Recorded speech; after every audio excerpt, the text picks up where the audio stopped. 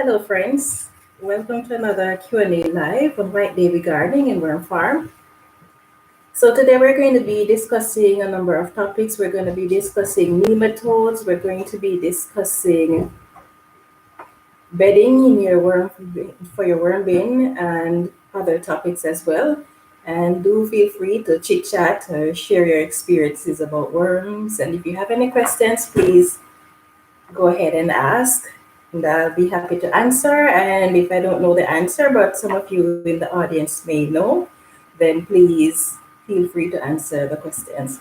So thank you again for joining us.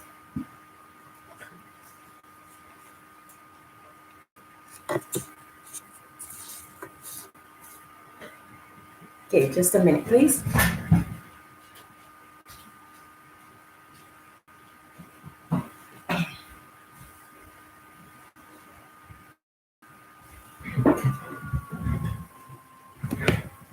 Okay, so I'm a bit late in starting the discussion because just as I was about to start, my computer started to say error.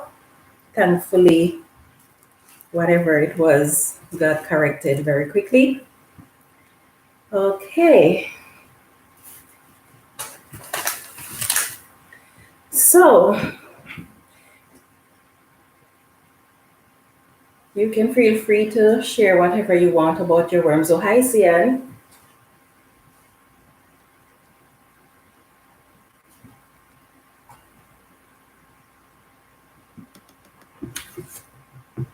I have to make sure the volume on my devices are down.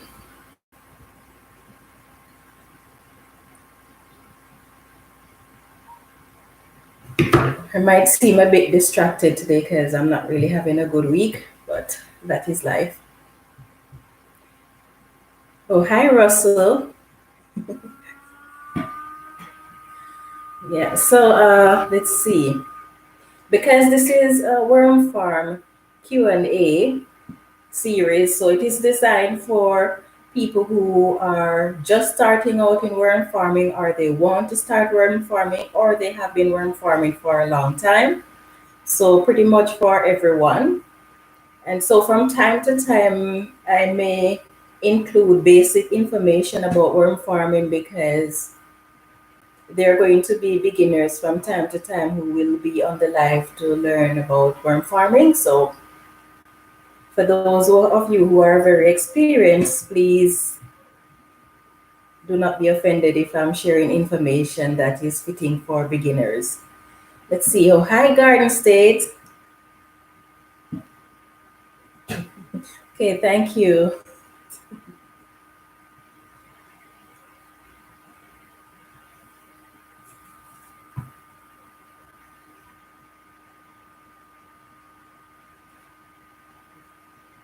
Okay, yes. So if you're new to my worm farming Q&A, or you are new to worm farming, please feel free to ask whatever question you may have. Oh, hi, Helpy. Where are you located? I'm located in Saskatchewan, Canada. Where are you located?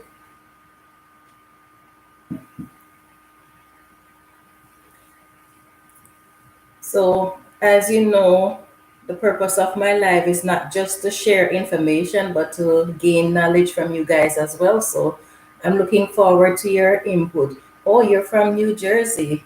Nice. I have some in laws that were living in New Jersey, but they moved to some other states in the US. Do you worm farm, Garden State? I know you're pretty new to my channel, so I don't really know much about your channel because I just started watching you recently. Let's see. Hi, and White.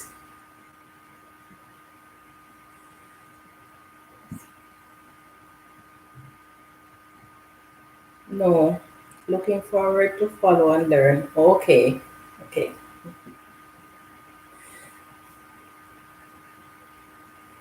Okay, so if there's any of you on this live who is thinking about starting a worm farm, please feel free to share your opinions, and if you have questions, go ahead and ask them. So last week on the live, we were talking about nematodes because I was saying that I have some worms in my bin and they didn't really look like potworms. So Russell was saying that they could be nematode. Let's see. Russell says the more people that play with worms, the better off the world will be. Thanks for encouraging the activity, White Lady. Okay, you're very welcome. I agree with you, and that is why I do the live because a lot of people really don't know about worm farming. When you mention worm farming, they're like, what is that? People actually raise worms, and what are the benefits of raising worms? So it is a good idea to share it, and not only does it add nutrients to our soil and give us better tasting foods and stuff like that, but it is also saving the landfill. So it's a good it's good for more people to learn about it so that they can get actively involved. Yes, so as we were discussing about the nematodes in my bin, I still haven't checked to see whether they are potworms or nematodes, but based on the size of the worms that I'm seeing, I don't really know if they're potworms because they're bigger than what potworms should be. But of course, you know that there are time to time when, okay, there are time to time when worms will exceed their growth potential, as is the case with all living organisms. So I'm still yet to figure out what type of worms they are. Still working on that.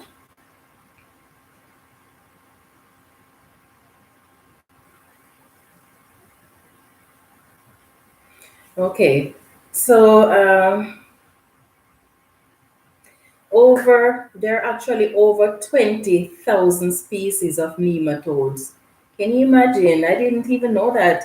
All these years I've been hearing about nematodes. I actually thought they were little bug-like creatures, but thanks to some research that I was doing and to Russell, I figured out that they are actually worms. Over 20,000 species of them, and it is said that several of these species can be found in your worm bin. So the question is, are nematodes beneficial to your worm bin?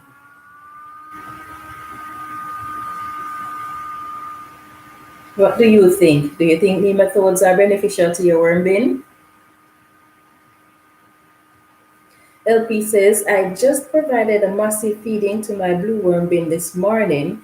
My basement is just under 60 degrees F and 16C, and now the bin is about that too, which is lower than I'd like for them. Okay.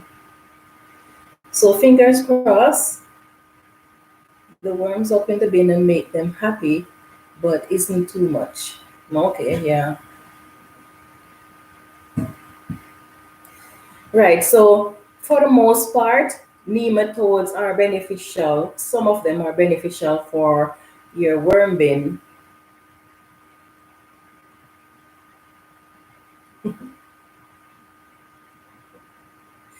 Worms up in the bin. Yeah. All right, yeah, so for the most part, nematodes, excuse me, please.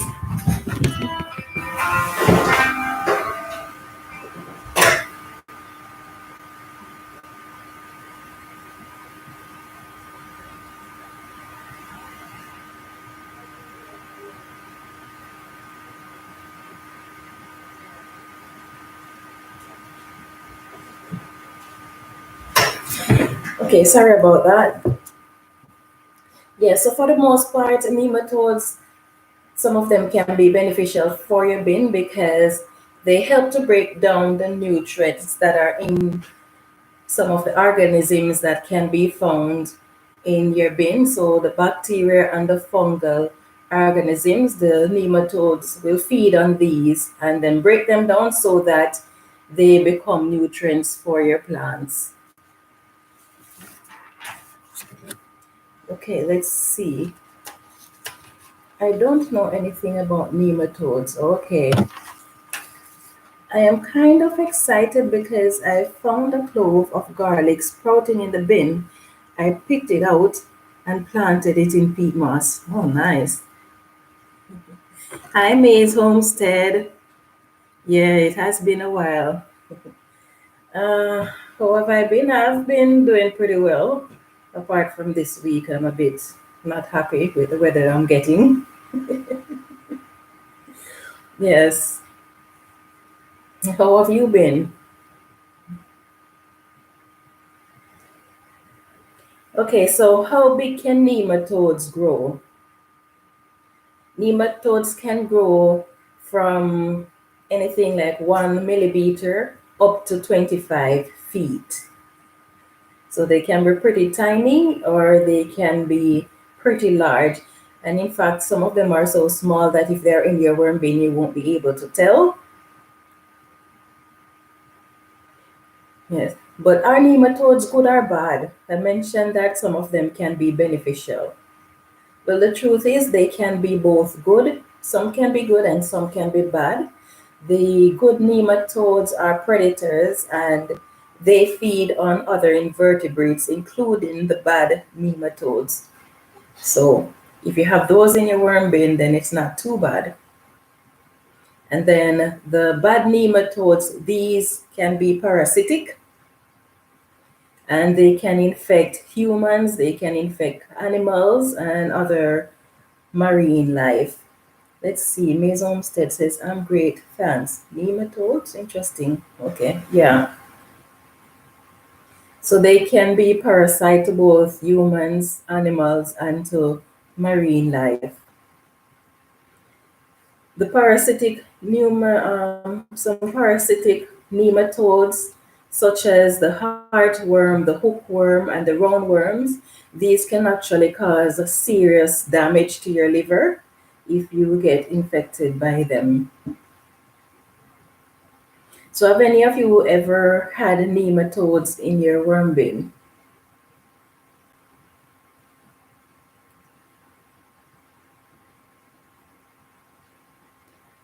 Yeah. So,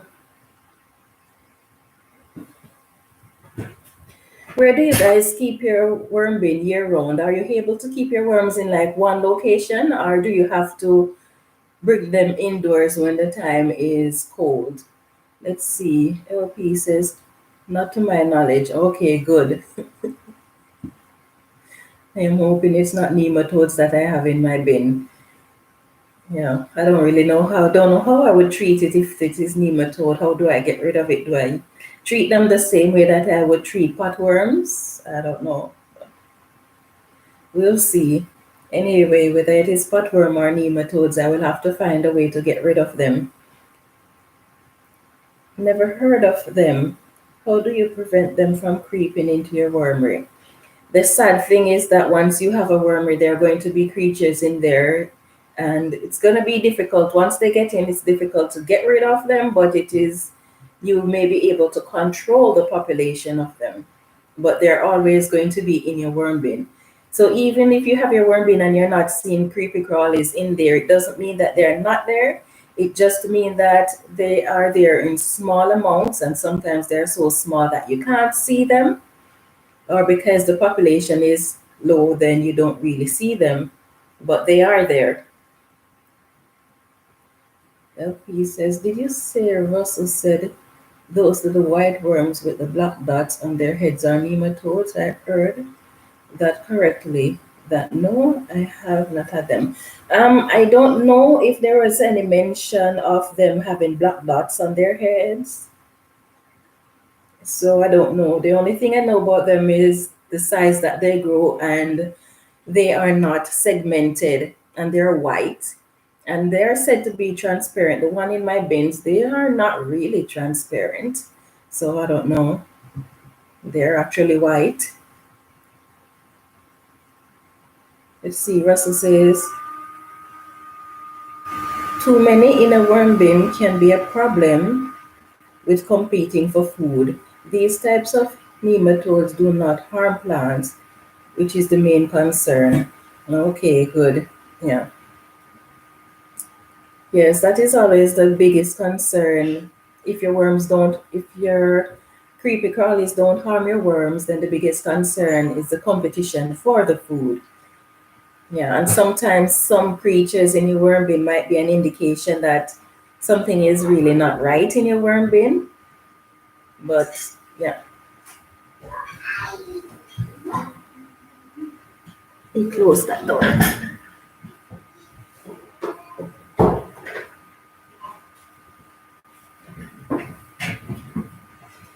The kids are getting a bit noisy because their dad is home, so they're excited.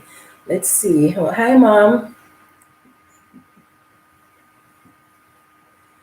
Okay, so yes, I was asking if any of you, if you keep your worm bins in one particular location, or is it the case where you have to move your bins around depending on your climatic condition? So prior to this year, as in 2021, I have to be moving my worms around. I would keep them in the garage in the winter, and then I would put them outdoors in the summer. But my plan this year is to keep them in the garage. I'm going to still have my worms in the bins outside, but for the most part, I'm just going to put like a pound of worm in each bin that is outside, because in the garage they are just in trays that doesn't really have a lot of space, and so their reproduction might be reduced. So I'm going to be putting some outside in my large worm bins, but most of them are going to be staying in the garage. Let's see, May's Homestead says, what do you go by? Do you prefer if I refer to you as White Davy? Yeah, that's fine. That's my name. Yeah, that's fine. Some people say Whitey Davy, but it is actually white, just like the color, except it is with a Y. So it's White Davy. Yeah, so as I was saying, I like having my worms outdoors, and if I could keep them outdoors all year round, I would do so, because the bins that I have outdoors, they are massive, and so it provides a lot of space for the worms to move around. And as you may know, when your worms have a lot of space, they eat more and they reproduce more. So if I could, I would keep them outside all year round. Okay, good to know. Thanks. Okay, you're welcome. Yeah. I find that when I have my worms outdoors, the population grows a whole lot faster. So, but yeah, such is life.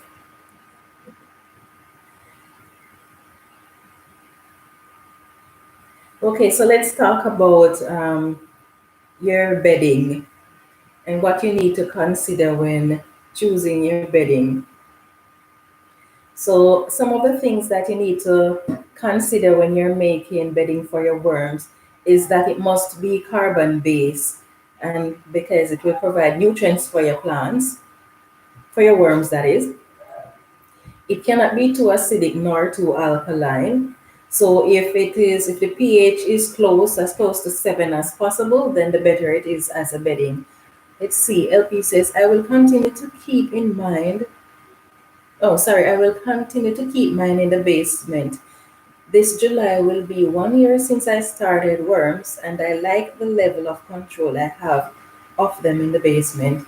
Okay, good. Yeah, it would be nice if I could keep mine in my basement, because the basement is just a little bit cooler than the rest of the house. But some members of the family don't want to have the worms in the house, so I can't keep them there. And it is sad that I can't keep them in there, because one of the reasons I'm having a bad week is because we've been having temperatures starting last week, Thursday, where temperatures have been between minus 45 and minus 55. So it's very cold. And when you go on the weather network, they tell you, okay, your skin is going to freeze in such and such amount of time if you are not properly covered. So once it reaches this temperature, I don't really want to go outside. And So this week I haven't been outside. Yesterday was the first day I went outside since the week started. But unfortunately, I ended up losing 1/6 of my worms. So 14 of my worm bins froze, like completely. Though all of the bins that were 3 levels up from the bottom froze. So all of those worms and casting is no longer good. So I'm gonna have to get that sorted out. I'm thawing it out because I'm going to sift out the castings from it and just store it in my garden because there's not much I can do with it. I can't sell it or anything. So I'm gonna sift that out and put it in the garden. I'm going to extract the eggs that are in it because the eggs can freeze and they will still be okay. As soon as it warms up, the eggs will hatch. So I'm going to sift it and get the eggs and use the eggs to restart my worm bin. Okay, let's see. LP says, I use a lot of shredded paper, cardboard, toilet paper, and paper towel rolls, dried leaves, yard waste, and whatever paper and yard stuff I can recycle. Yes. And those make some really good bedding. Now, your bedding need to be light and fluffy. And the reason for that is one, it is easier for your worms to move about and it allows air to circulate through your worm bin. So light and fluffy, the better it is for your worms.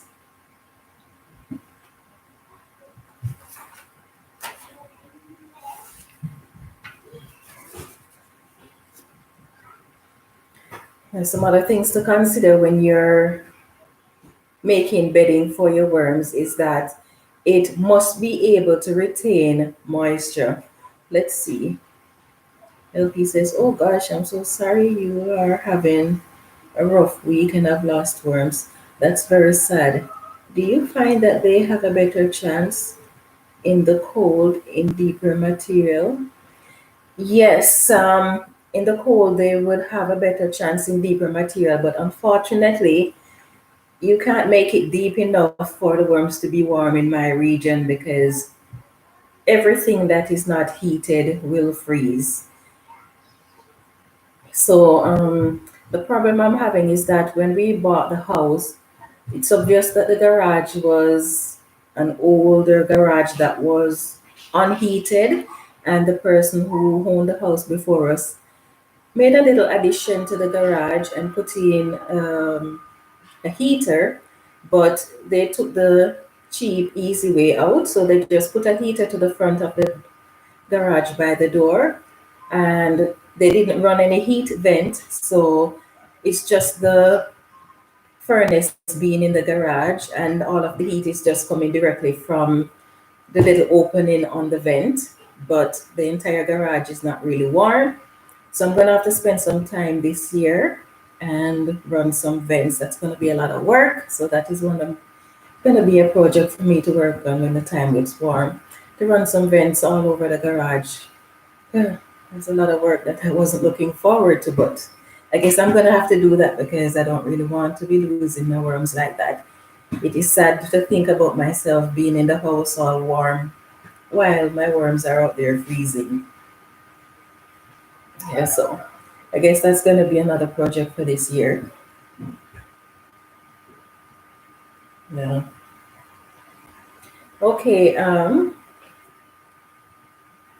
also continuing with what to consider when you're choosing bedding for your worms. One of the things to consider is that the worm skin is very sensitive and thin. And so anything that you're using as bedding, it cannot be abrasive or else it will damage your worms. Now, what should you keep in mind if you're using peat moss as a bedding? Let's see. LP says, gosh, that's a big deal. Home ownership, home ownership is full of projects. I have no doubt you can conquer that challenge. Can make some interesting content. Yeah, it's not really a big deal. It's just I'm going to have to be removing a whole lot of light fixtures and pulling down my drywalls and cutting holes to run my vents. But it should be fine. It's what I do every day anyway. Well, used to. Yeah, so peat moss as bedding. And the reason I'm addressing peat moss as bedding is because peat moss is the same as sphagnum moss, as I mentioned probably in a video or a live discussion before. It is the same as sphagnum moss, but it is called peat moss after it has been processed. And peat moss you cannot grow peat moss. You can grow it when it is sphagnum moss, but after it has been processed, it will not grow. But there are some people who use both terms interchangeably. So they will say peat moss when referring to sphagnum moss or sphagnum moss when referring to peat moss. Now, if you use sphagnum moss in your worm bin, it is going to grow. Nothing wrong with it growing, but the thing is that sphagnum moss is very acidic and it loves acidic environment. If it does not have enough acid to grow, it will convert your bedding or your material in your worm bin into an acidic material, so it's going to be harmful for your worms. So because people use the two terms interchangeably, when you're getting peat moss for your worms, you have to make sure that it is peat moss, that it has been processed.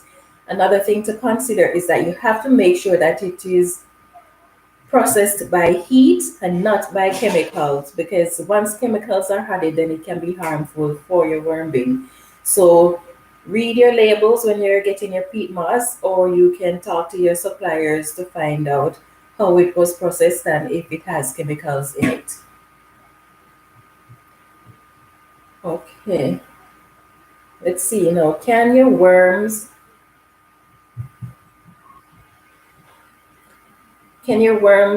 eat animal dung? And is there any danger to doing so?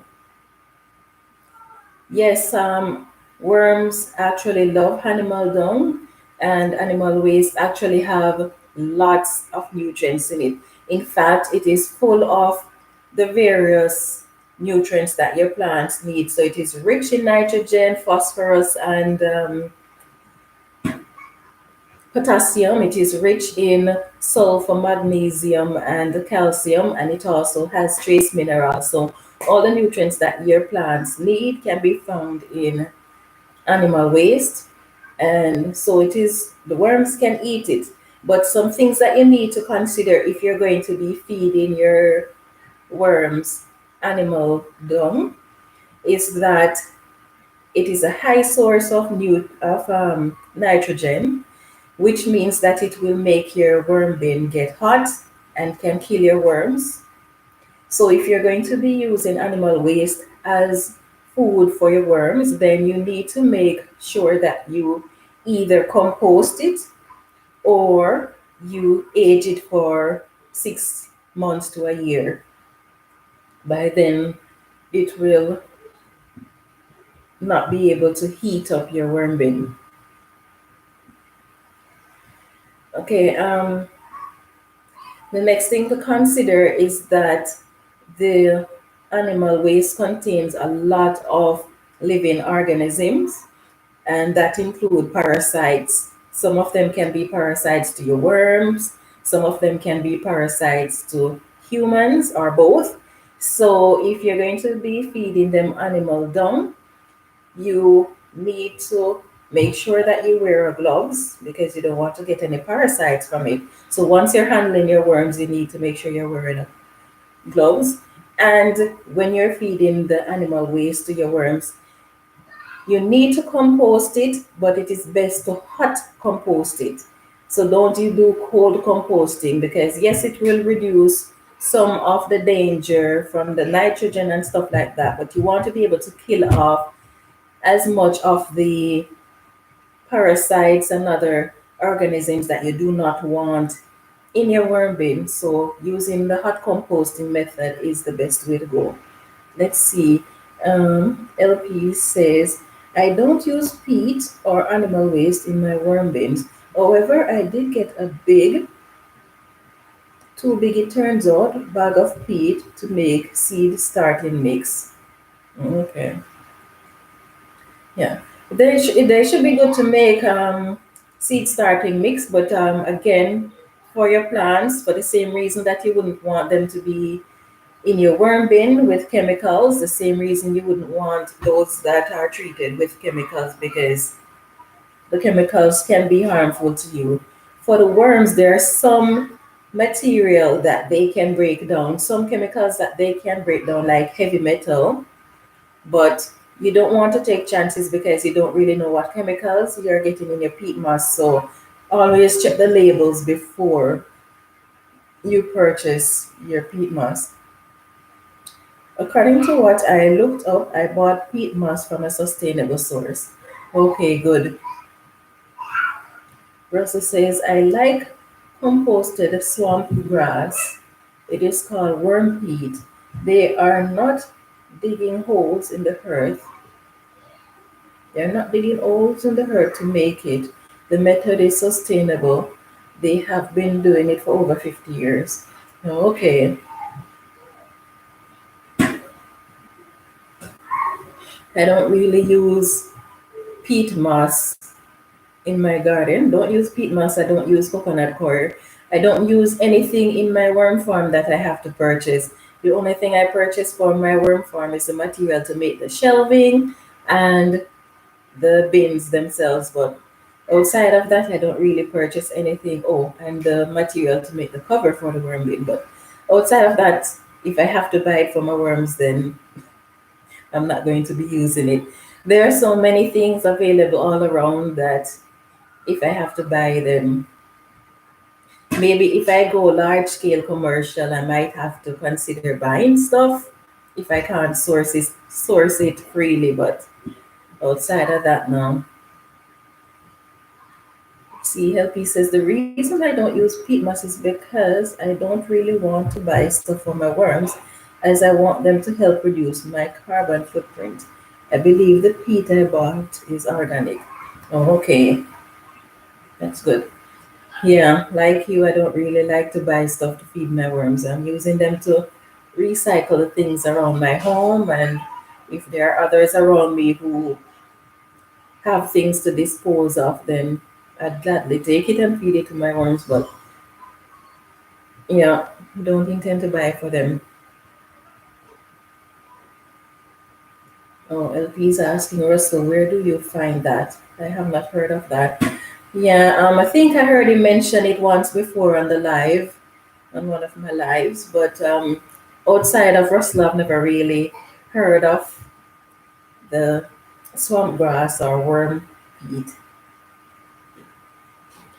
Let's see, I watched a video by gardener Scott about using peat or coconut coir. Interesting to look at it. Seems no matter what you pick, there is some kind of issue depending on your stance.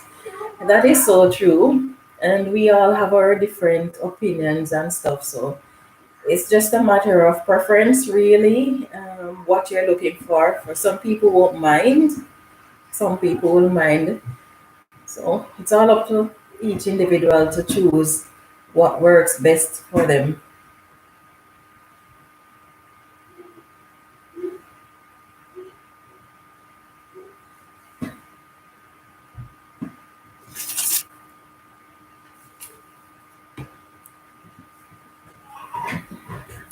Okay.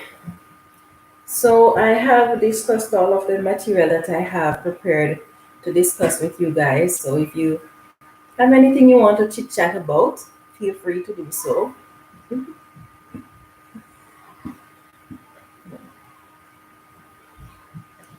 So what issues are you having with your worm farm, if any? Are you having any issues with your worm farm, or is everything going well?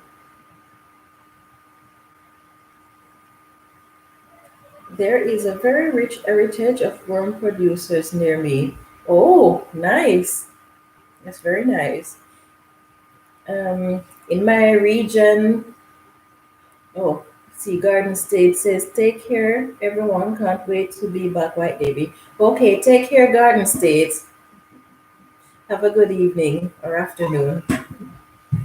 Yes. In my region, there aren't many worm farmers. In the last couple of years, more and more people are getting more conscious of worm farming, or they're becoming more aware of worm farming. But it is still a very small amount of people that are learning about worm farming. So this year, I have some plans that I need to put in place to make it more popular, make more people learn about it, because it is a very effective way of reducing waste and maintaining your garden's health. So I'm going to be trying to get in touch with some universities here and see how we can get the information out there. Our city have a free compost depot, so they go around, and just like they collect your garbage, they have a compost day where they go around and collect your grass clippings, your tree cuttings, and stuff like that. If you harvest stuff from your garden and you're not going to compost it, they will collect that. Or if you are a builder and you have to take down trees to build, which is hardly the case in Saskatchewan, then you can take all of it to the compost depot, and then they compost it, and then they just give it back to the city. So you can go there and you can get any amount of free compost you want. They don't really mind how much you take from there. So they have compost, and they have wood chip mulch, and you can get both of those for free. So I started collecting from them last year. So I used the compost and I composted my entire yard. I put down cardboard because my lawn has never been pretty good in the backyard. So I always wanted to get rid of the grass that is there, because it's a combination of different grass. So I always wanted to get rid of that. So after learning about the free compost, I just put down cardboard, and I made about 30 trips and collect the free compost and put it in the yard, and then sold my grass seeds. So I'm going to see what type of lawn I'm going to have this year. Let's see.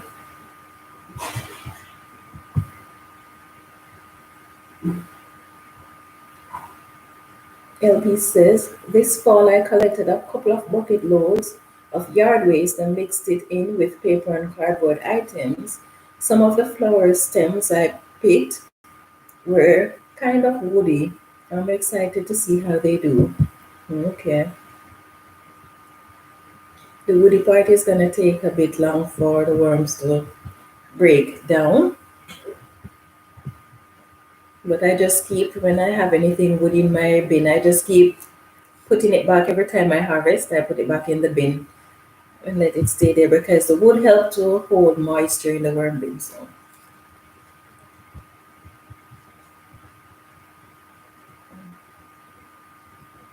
let's see. And what is, my worms are still crawling up the bin. Oh, you're not gonna really be able to escape from that fully, but as long as it's not a lot of them that is trying to crawl out, if it is a lot, then you need to look into why they are crawling up the bin. Is it colder outdoors than it usually is? Because I know you mentioned that you're experiencing a bit of a colder weather. So if it is colder than it usually is, then I'd recommend you get a thick blanket and just throw it over the bins. And that will help to provide them with a bit of more heat. Or you need to check out your bin to see if the conditions in the bin itself is okay.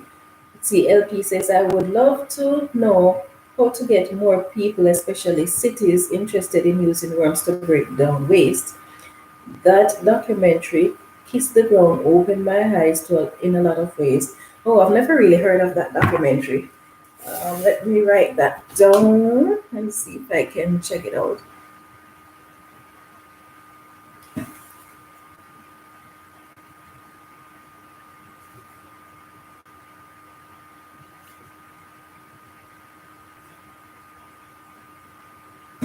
Okay. Yeah.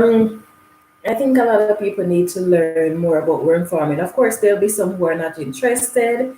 There are those who might be interested, but they won't really have the means to raise the worms themselves. But at least if they know about it, then they can take their food scraps and whatever or they have to your compost depot, or they can compost it themselves.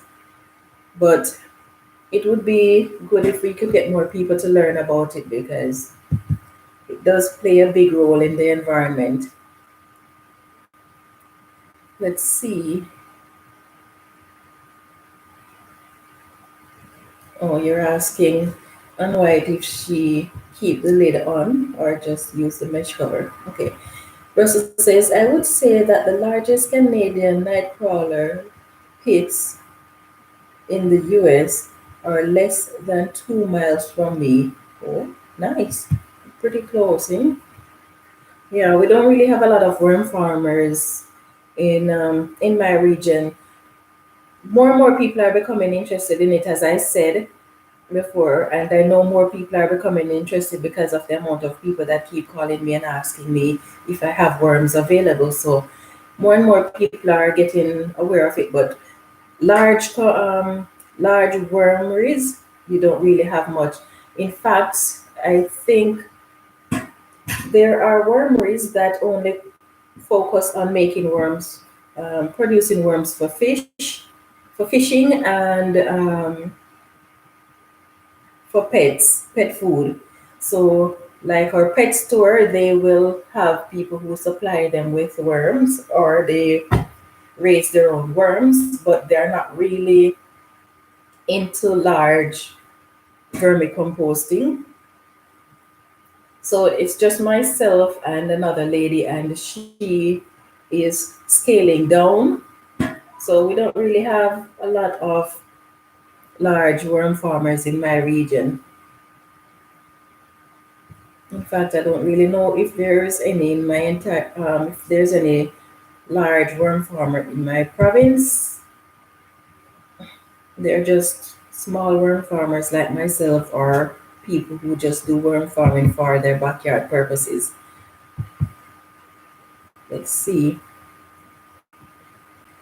LP says, when the worms crawl like that, it usually means that there is something going on in the bin that has upset them. Unless you have blue worms, they like to travel. When they are traveling, do they take their suitcases with them? Let's see. I use both the mesh and the lid. Okay. LP says, that is really cool. I didn't know there was such a thing. Yeah, the States is actually pretty big in some region. They're pretty big on worm farming, actually. I know there are some big worm farmers in Canada, but not very many. And a lot of them, most of them are not in my region. Let's see, LP says, you have ENC, right? Yeah, yes, I think, yes, I know it has ENCs. Yeah, Rosa says, I bring them in, fatten them up, and make them fluorescent and grow in the dark. Okay. Yeah, no, the worms do love the darkness.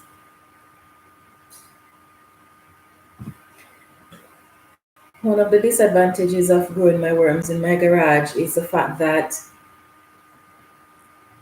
the shelves are not set up in a way that it prevents rodents from getting in, and so the mice keep going. Once I put food scraps in the worm bin, the mice go in there. And because of the weather this week, even the bins that don't have food scraps in it, the mice are actually going in the bins that are closest to the heat vent, and they're staying in there because it is warm. So that is one of the disadvantages of having my worms in the garage. So that's another project I'm gonna have to work on. I'm gonna have to find a way to make sure that no rodent can actually get into my worm bins. Outdoors, I don't want them in it, but I don't really mind as much. But I don't really want them in my garage. I'm more concerned about them trying to eat the food scraps, and whatever worms that are on the food scraps are going to get eaten. Let's see. LP says, I stopped using lids on my bins because they're always crawling. I've discovered that condensation on the side of the bin encouraged them to climb. Okay. Without the lid, the condensation escapes. Yeah.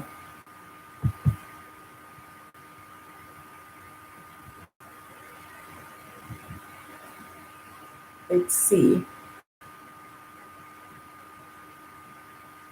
And why it says LP, at the moment it is rather cold, so they are afraid to crawl up the side, so that's good. Are you pulling my chains?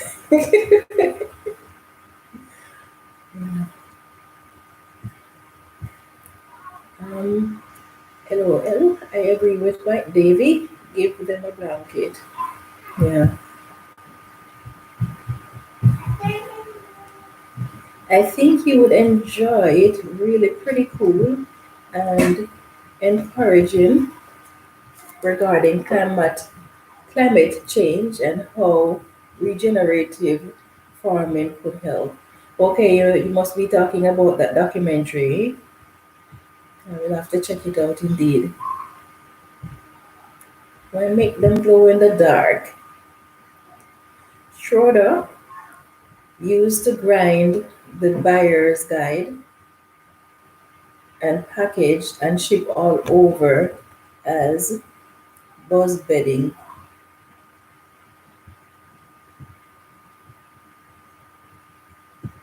The buyer's guide and package. Interesting. His son still does. Okay, so the son is continuing with the business. That's nice.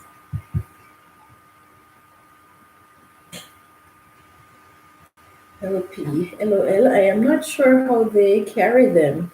Perhaps they swallow all their belongings and turn them into cocoons to drop at the next location.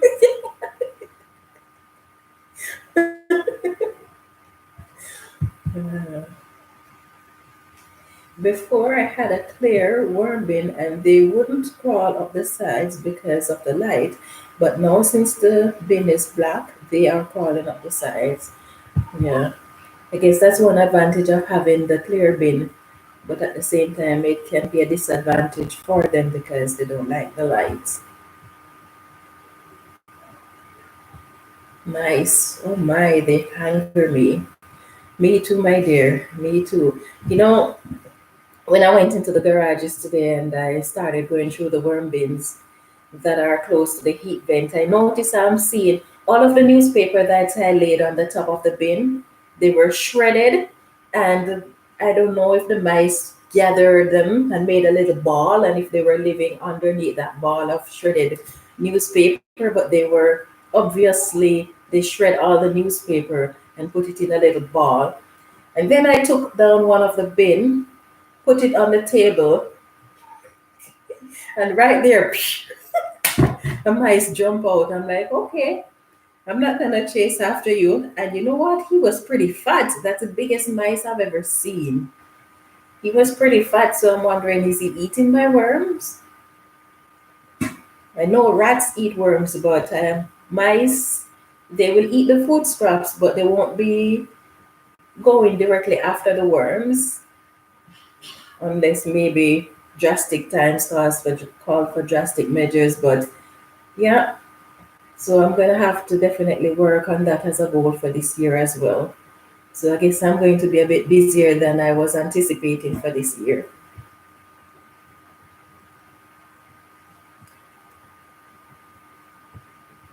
Let's see, LP and white. What do you use for bedding and feed? How many worms would you guess are in there? Shredded paper and food scraps. Okay. Russell says there are train tracks from my local landscapers to uncle's building, from Tom's Chapman's uncle to just about every garden supply in the States. Wigglesworm. Nice. Oh, hi, New York Gardener. I'm glad that you were able to join us. So let's see. That's nice, Russell. So shipment shouldn't be too difficult. In my region, we have a serious issues with shipping worms. The casting is not bad, but for worms, it is a serious issue. One, we have to deal with the cold, so it's not a good idea to ship worms during the colder times. And then in the warmer times, most people don't really want to have to deal with the live worms, even though they're not handling the worms themselves, but they don't really want to take responsibility if something should happen to the worm. And because of that, shipping can be a problem for the worms or for suppliers who are shipping worms.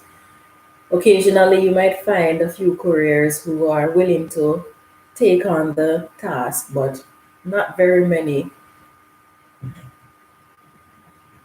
And then Saskatchewan has this silly, to me, it is silly at least. In some ways, it makes sense, but in others, it is too restrictive about shipping livestock. I'm living in Saskatchewan, and if I am taking fish from one city, live fish from one city to another city, I have to get a permit. I can't just ship the fish. I cannot buy the fish and just travel around with it without a permit. Any livestock that you're moving around with, you have to get a permit in order to move it. So I don't know. Everything in Canada is very restrictive, and Saskatchewan takes the cake on that. Yeah, so I don't know. In my opinion, Canada feels like you're living in a big prison. You're free to move around all over the country, but there are so many restrictions that it is just very frustrating because you can't get anything done. And then sometimes they have all these restrictions and you try to get information. Okay, how can I do this? How can I do that? And they can't even answer you and say, okay, you need to go to this person or to this organization to get this information. No, they will, this one will say, okay, go to Tom, and Tom will say, go to Jill, and then Jill say, go to Tom, and they just keep having you going around in circles. So really living in Canada, I don't really like it. I don't like it one bit. It's just too restrictive and confusing. But anyway, that is life. I'm here, so I'm just gonna have to find my way around it. Let's see. Oh, okay, New York Gardener say, I'm glad to be here. LP says, White David, that mouse had some nerve nesting on top of your bin. Maybe they eat worms in the cold, like you said. Desperate times. Yeah, I'm hoping not, because with 12 of my, well, 14 of my bins frozen, I don't really want them eating my worms. What's left of my worms. And even if nothing happened to any of my worms, I still wouldn't want them eating my worms. I didn't put it there for them. If they want worms, they should go and raise their own worms. LP, I've got cardboard in there as well, but I mainly use shredded paper. Okay. Won't they die if they get too hot? They will definitely die if they get too hot. But I guess we can regulate how hot they are. My worms are, although they're close to the heat vents, they are not close to the point where it can be bad for them. And I keep my temperature at just 21, which is where the red wigglers, any temperature between 10 and 21 degrees Celsius is okay for them. And because the time is cold, then I keep it at 21. But the thing is, because of how the whoever installed the furnace installed it, so anything that is on the upper shelves will get the heat, anything that is on the lower shelves will not have sufficient heat. So those that are on the lower shelves, those froze.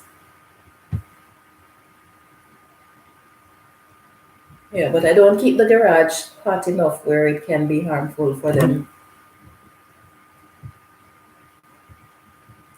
Let's see. Hanwai says maybe try adding some more cardboard, more diverse bedding material. How do you feed? Do you add some kinds of grit and calcium?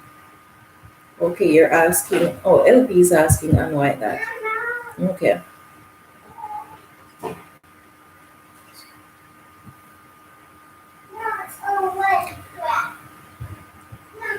that sounds like a mess.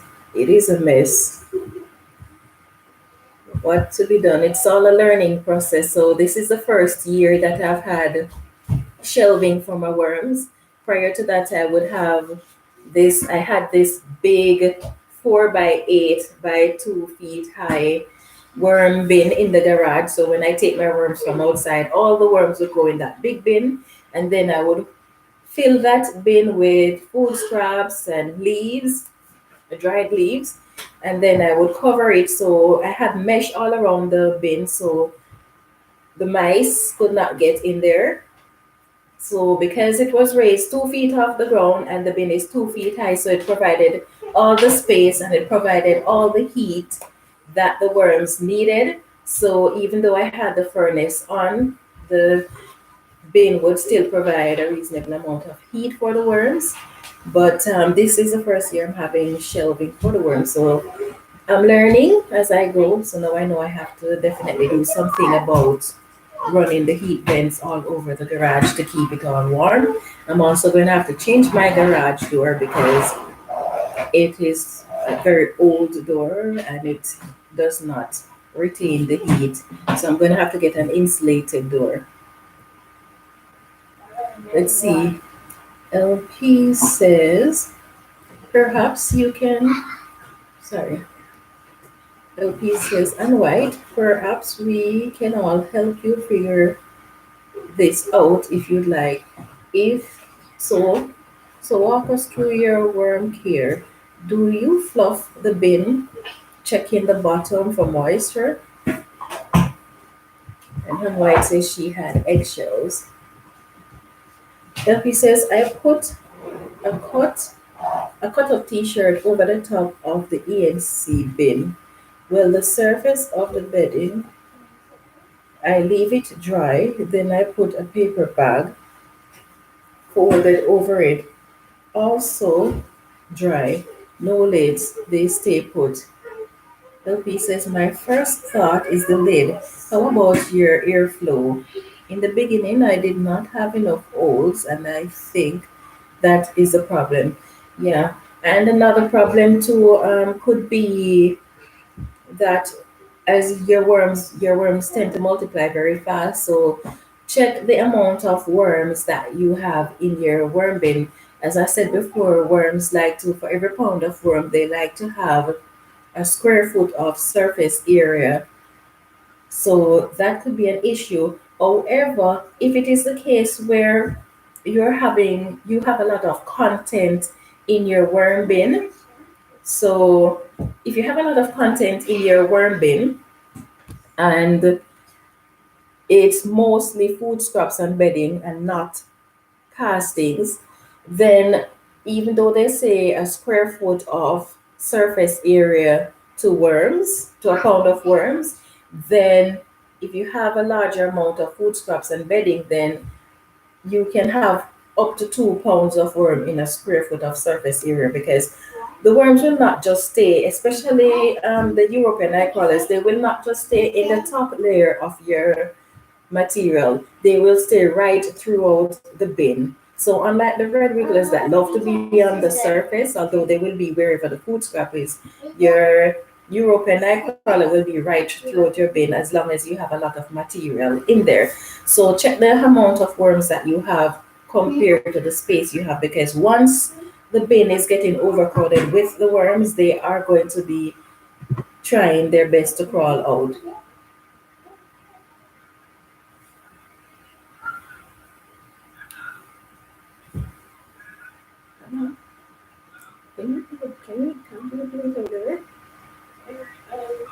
get your charger with you if you need it.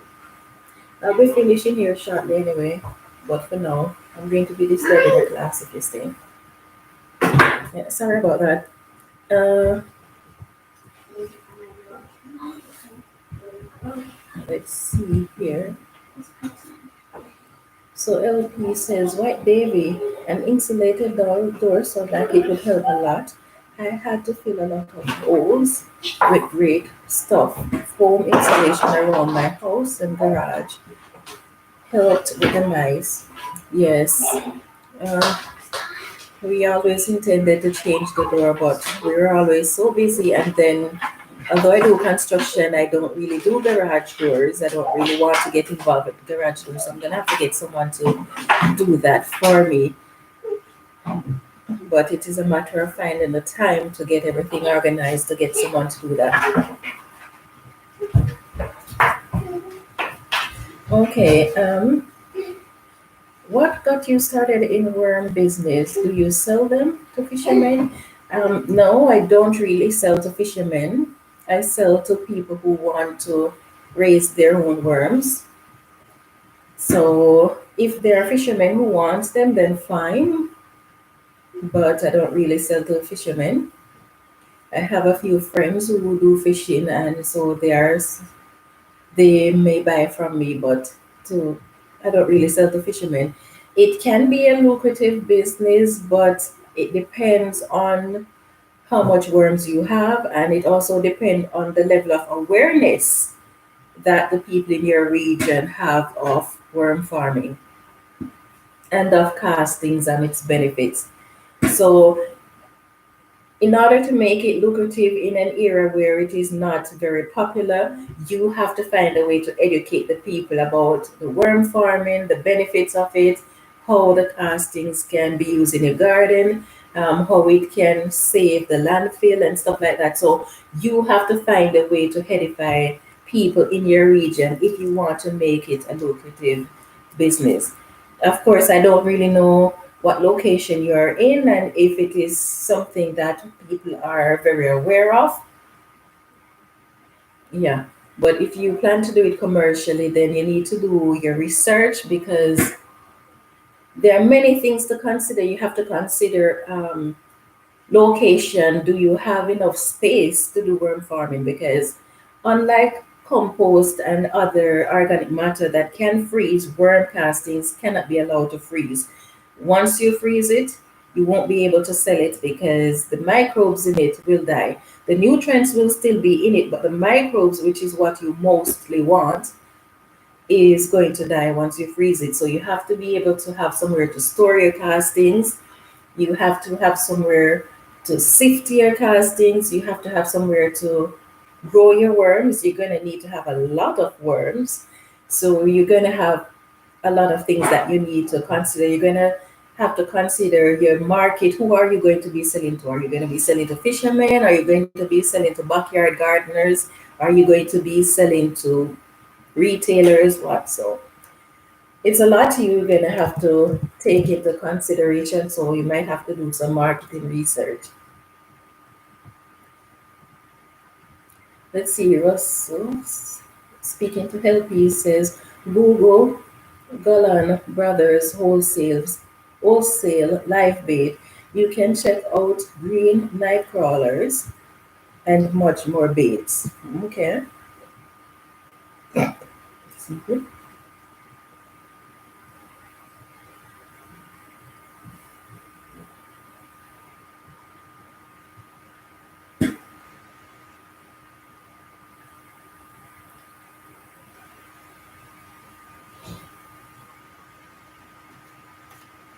Okay.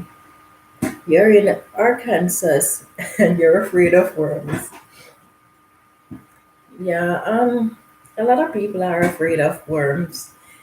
But the thing is with worms, if you're going to be doing it for your backyard garden and you're afraid of worms, there are ways that you can get the benefits from having the worms without you having to do much for them. So if you want to have the castings for your garden and you want to be producing your home castings, but you don't want to be handling the worm, then the option that you have is to keep on adding organic matter to your garden, and this will invite worms and they will come and feed. Of course, the worms that it invites is dependent on what worms are native to your environment. Some worms are good composters. All worms do compost, but some worms are better composters than others.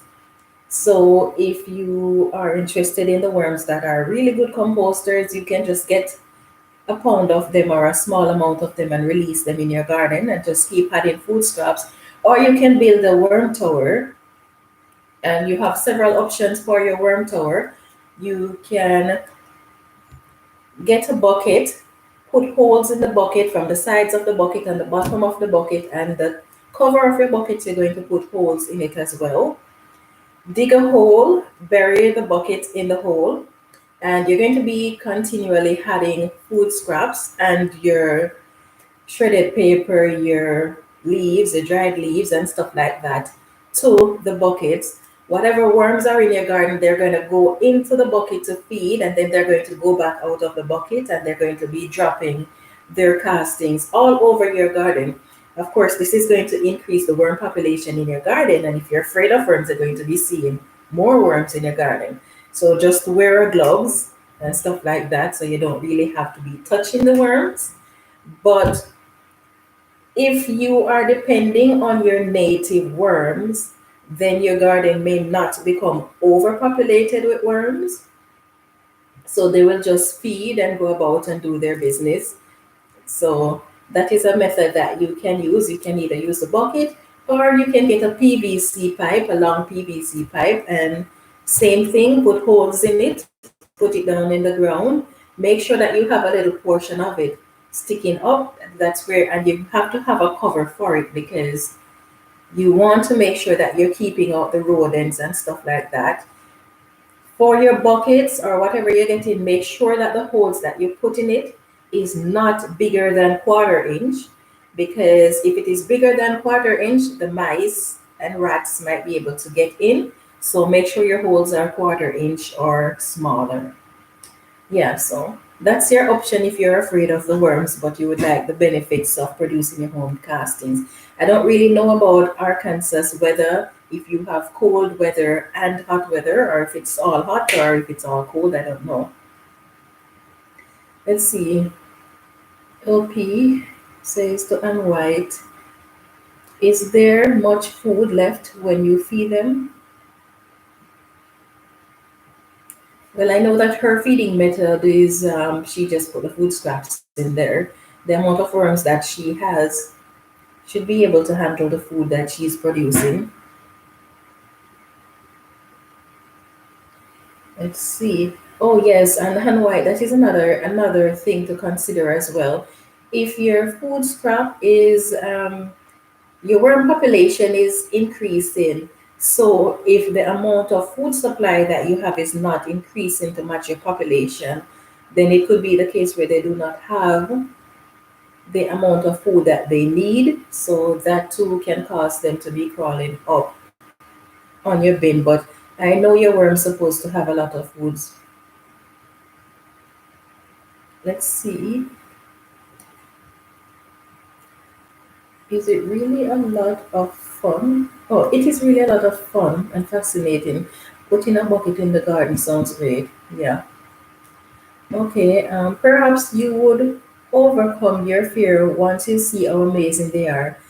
They turn my newspaper and cardboard and food waste into organic matter for my worms. Yeah. I have seen quite a few YouTubers who said that they were afraid of worms, and after they started worm farming, that they gradually got over their fear of worms. Some of them still have the fear of worm, but this is not as bad as it used to be, and some of them just make sure that they are wearing gloves so that they don't have to handle the worms directly. Let's see. Thanks for the great tips. I'm gonna try the bucket method. They have tons of food. Okay. Yeah. For the bucket method, or if you're just simply adding your food scraps to your garden, or if you're adding finished compost to your garden, that will invite worms as well to your garden. Um, so consider that as an option too, where you just put the food scraps in the garden, or you had the organic matter directly to the garden.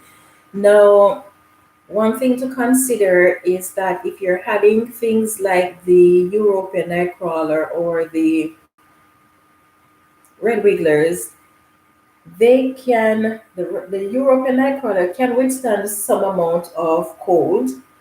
The red wigglers cannot withstand cold weather. Once the temperature is below 10 degrees, your red wigglers will slow down. Once it reaches 5 degrees, your worms will start dying.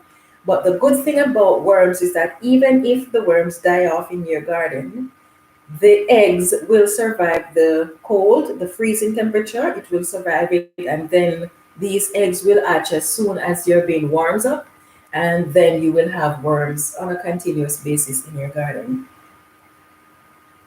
Let's see, Russell says the worm tower free range saves time. Sorry, free range DIY 5 gallon buckets in the garden is a must. Save time, walk into compost pile garden. Yes, I definitely agree with you. It is so beneficial. But I no longer practice that method because, well, I want to maximize the space that I have in my garden. So, and then because my garden has a lot of red wigglers and regular earthworms in it, because when I bought my first pound of worms, the lady delivered the worms and she put a handful of them in my garden. So every year I see red wigglers. The first year I didn't really see a lot of them, but the second year I started to see more because I started adding more organic matter to the garden after she put the worms in there. So I started seeing more worms. So yes, it is definitely advantageous to use the worm tower. Let's see, LP says their castings are awesome for the garden, I hear. I'm fairly new myself. I can't wait to start my seed this year with some of my worm castings.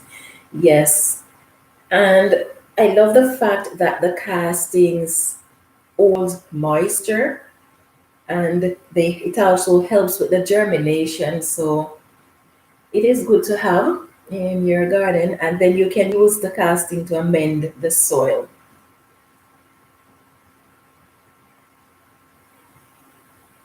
Yeah. Let's see. LP says to Russell, I almost did that last year, but I didn't want to lose that grow space in the garden. Oh, so you're just like me.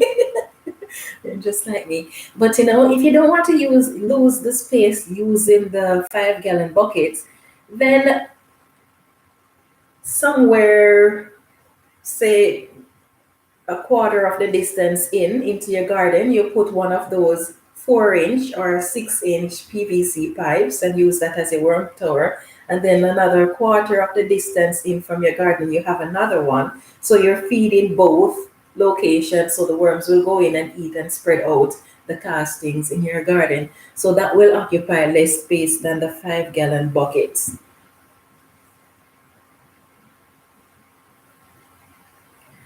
Let's see, LP says to unwhite.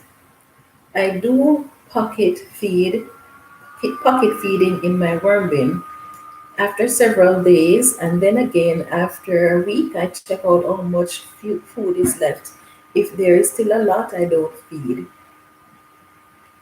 Let's say if the food is more broken down than not, most of it is gone. Then I provide the feeding in the next corner.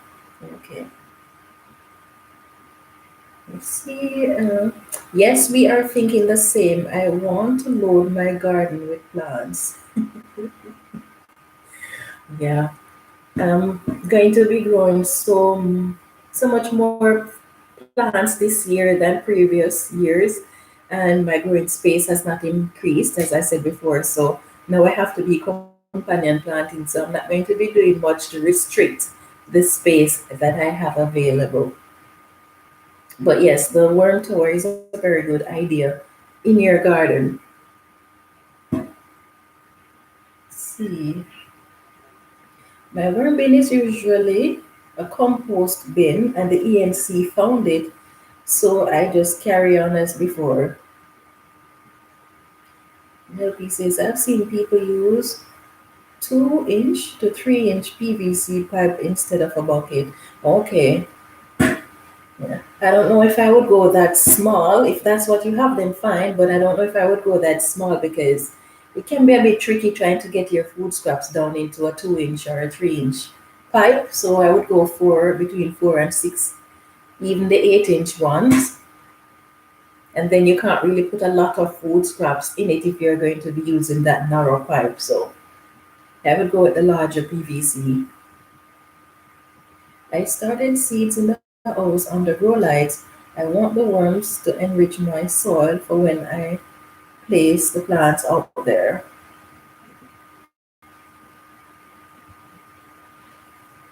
Yeah, I have a few things growing under grow lights, but well, no, I have peppers. My Scotch bonnet peppers under grow lights, but as for the other seedlings that I've started, they're just they're not really the plants that I plan to be planting in the spring. I'm just using them, growing them now for my videos that I am making. So they will eventually die off because they won't last long enough. But for my video purposes, then I'm growing them at the moment. Let's see.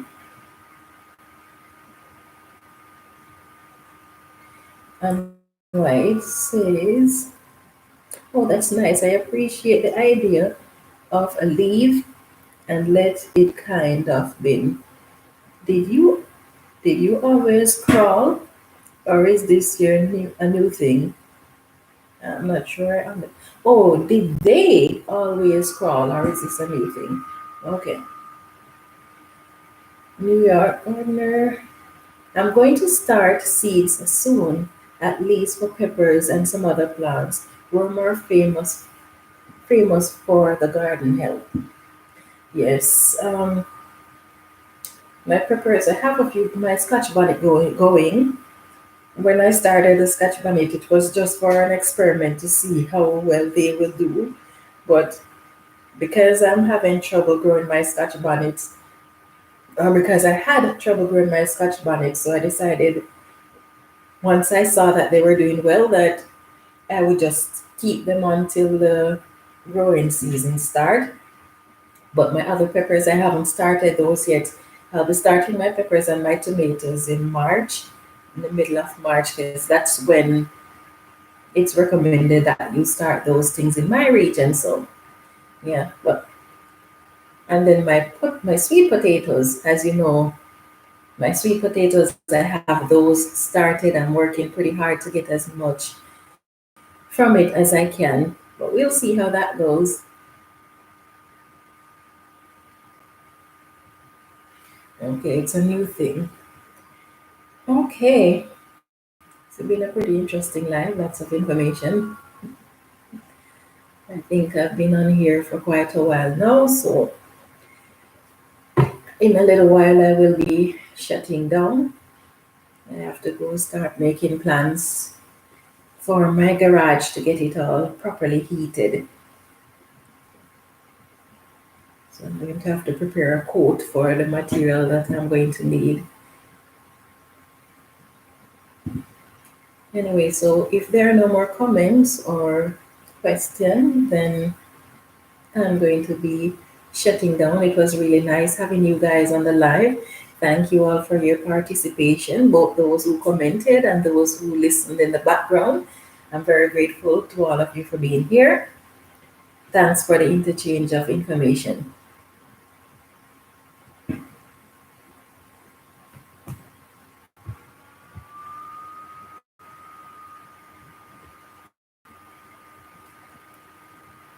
Okay, so have a good afternoon, everyone, and stay safe.